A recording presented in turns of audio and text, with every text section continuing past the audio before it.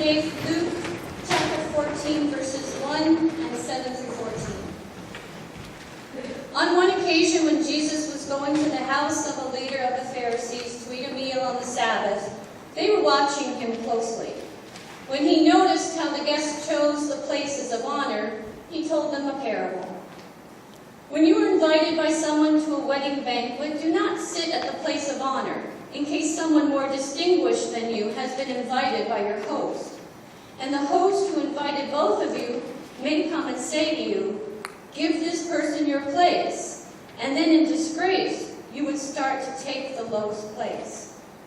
But when you are invited, go and sit down at the lowest place, so that when your host comes, he may say to you, "Friend, move up higher." Then you will be honored in the presence of all who sit at the table with you.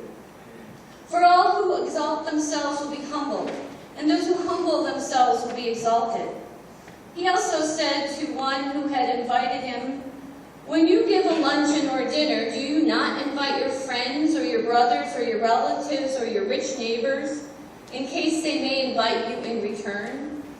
And you would be repaid.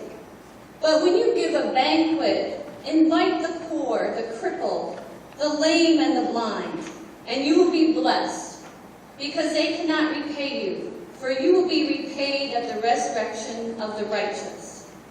This is the word of God for the people of God. Thanks be to God. The parable that Jesus shares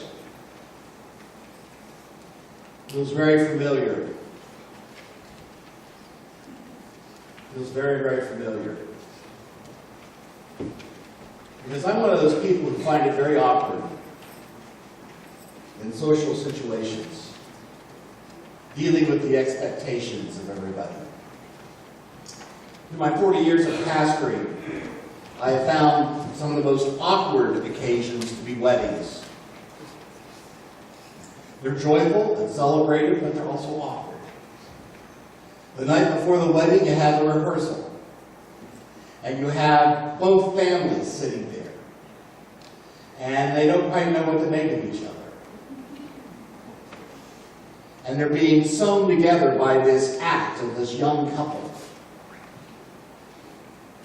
And I always ask the couple to introduce everybody to everybody else. And when I was younger, I would be really devilish. I would ask the bride to introduce the groom's family and the groom to introduce the bride's family. But I learned very quickly that you better just go with groom family, bride's family, bride's family. And then you have the dinner afterwards, or the dinner after the wedding. And it got to the point in my career where I just tell people right up front, if you want me at the reception, you need to invite me. Don't assume anything. Because I learned that when I assumed something, I got in trouble. Because early in my marriage, I showed up at the reception, and the bride and the groom had no intentions of me being there. It was very awkward for them, very awkward for me. So I just sort of quietly snuck out the back door. And early in my marriage, after learning that lesson, if somebody didn't invite me, I didn't go, and then I would get somebody upset with me. "Why didn't you come to my reception?" "Well, I didn't get an invitation." And I said, "Well, you're the pastor. We just assumed you would be there." Well, that hasn't always been the way it worked out. And so, a little clarity would be helpful in dealing with these social situations. And it used to be, I think, a time in our culture where what were good manners and what were expectations were pretty well consistent across the board. But I don't think that's the case anymore. Different families, different traditions, different ways of doing things. And so when I deal with the whole question of attending the reception after a service I've performed, I just want to know up front what the expectations are. Because I don't want to be embarrassed. I don't want them to be embarrassed. And I want to know whether or not I'm wanted or not wanted. And I'm fine with not being wanted. I've got other things I can do at the time. And so when I read this parable, I always think about those elements, those moments, those times in my career where I have gotten it wrong. I showed up when I wasn't supposed to. I didn't show up when I was supposed to. And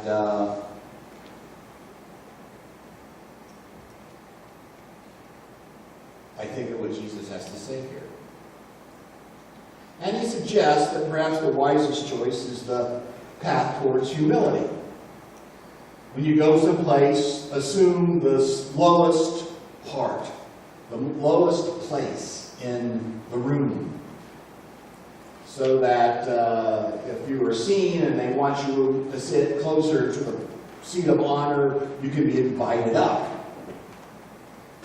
And don't make the mistake of sitting close to the seat of honor, because you may have someone tap you on the shoulder and say, I think your seat's back there. And we all know that the seat near the place of honor, you get to eat quicker. And you get the best choice of what's on the table. And so we get this whole scenario in the parable that suggests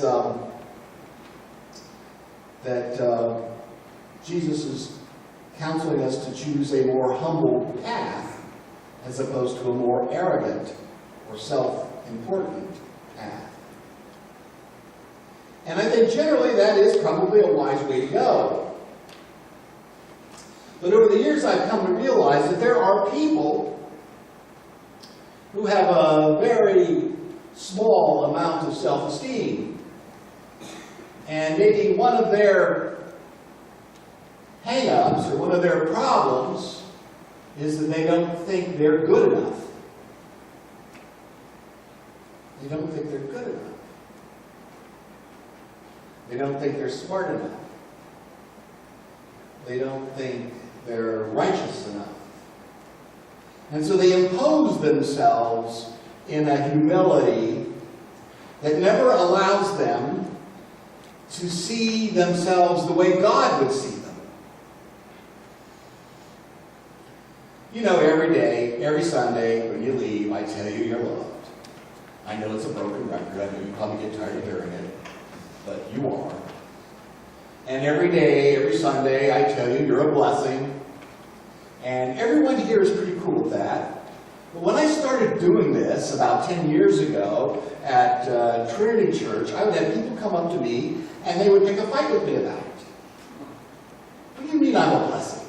I'm not good enough to be a blessing. You don't know my past. How could you say such a thing to me? If you only knew who I really was. And I didn't expect that. But as I ended up having more conversation with these folks, there's this sort of sense of they're defeating themselves. And so when I hear Jesus teach us about this, I want to say, yeah, humility is very central to our experience of faith. But for some of us,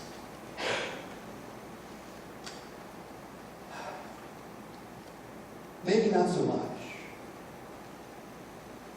Because they've beaten themselves up over the years. And they need to hear the part of Jesus' voice that suggests that they are to be invited up to the place of honor.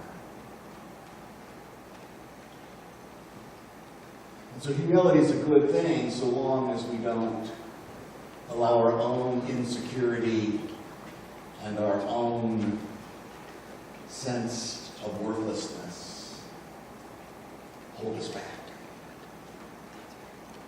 And so even though Jesus seems to be very clear about his feelings about those who are arrogant and self-important, those of us who seem to be caught in that cycle of self-doubt and lack of self-esteem and all those things need to listen carefully to Jesus here. He wants to lift you up, hold you high. He wants you to know that you belong. He wants you to know.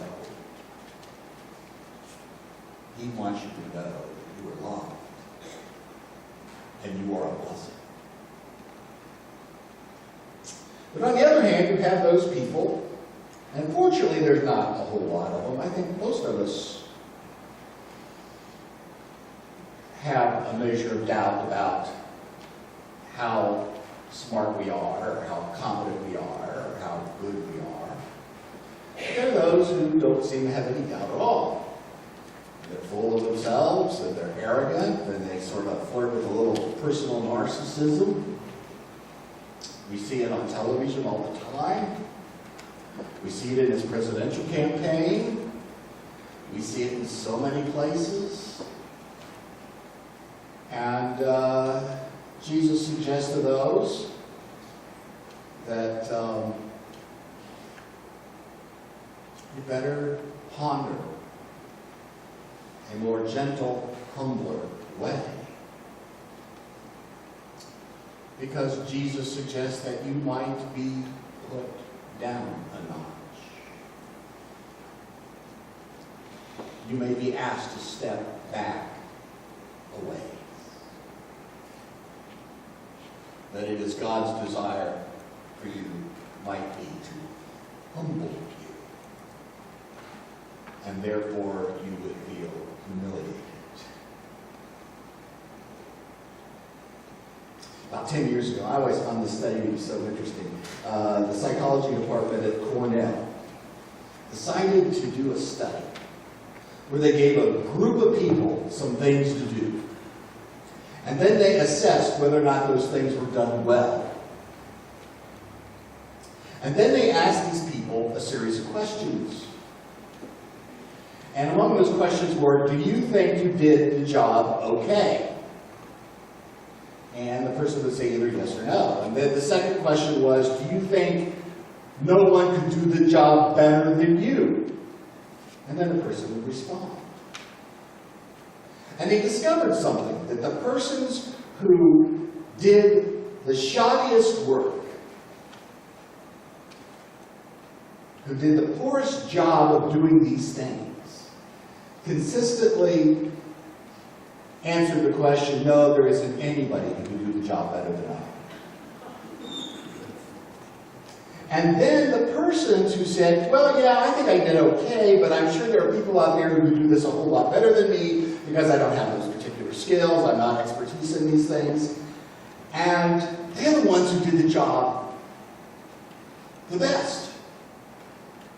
And so these researchers at Cornell began to suggest that there may be a correlation between competence, our ability to do something well, and self-awareness. And so the problem with arrogance is it's a self-awareness problem. We're not quite aware of who we are, what we're about, and so we overcompensate by saying, yes, we can do whatever we want. We're that smart. We're that great.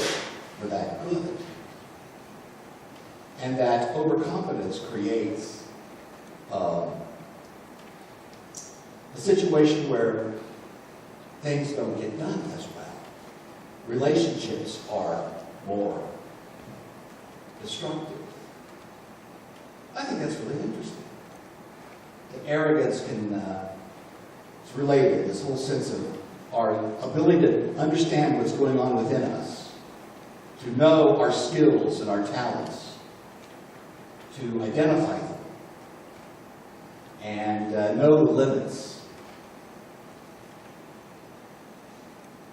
is related to how well we relate to one another, how well we do our jobs at work, how well we care for each other. So Jesus suggesting that to those who want to sit near the seat of honor, those who have no question whatsoever in their mind that when someone like me gets up and says, you're a blessing, and say, yeah, I know. I know. And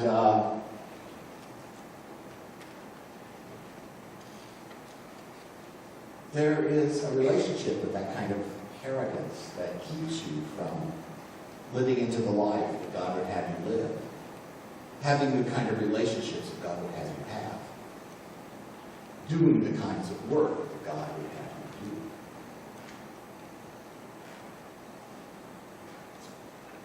And so this whole parable is about self-awareness. Be aware enough of your own self and your own skills and your own place and your own sense of self-esteem and worth, that you choose wisely in the way you relate to one another. You choose wisely in the way you relate to the world, the community you're in. You don't bully it, or you don't hide it. You're not in their face, you're not hiding behind the bushel.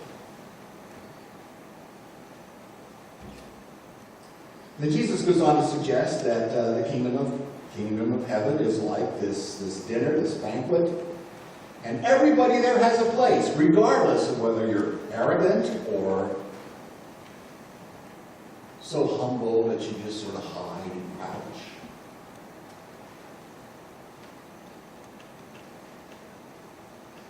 But it is our mission. He says this to the person who's the host, the guest of honor. It's your mission to be as hospitable and as generous as you can be. Which is the church's mission, to provide a place that is hospitable and generous. So those who feel less of themselves can be lifted up, and those who think too much of themselves can learn to plumb the depths of their own soul and reassess who they are and what they are, and then allow Jesus to transform them.